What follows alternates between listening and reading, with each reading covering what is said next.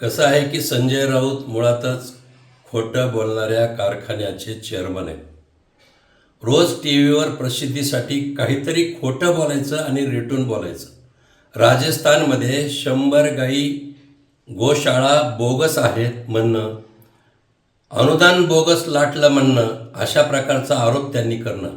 वास्तविक पाहता न्यायालयात टिकणारा आरोप ते कधीच करत नाहीत आणि सत्यपणाची भूमिका ते कधी घेत नाहीत.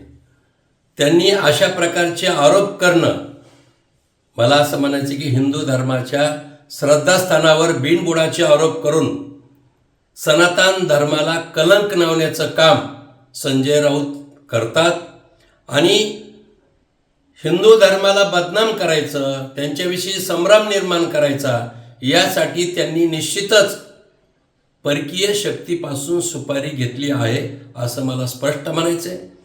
कारण कुठल्याही आरोपामध्ये त्यांचं तथ्य नसतं, हे त्रिवादी सत्य.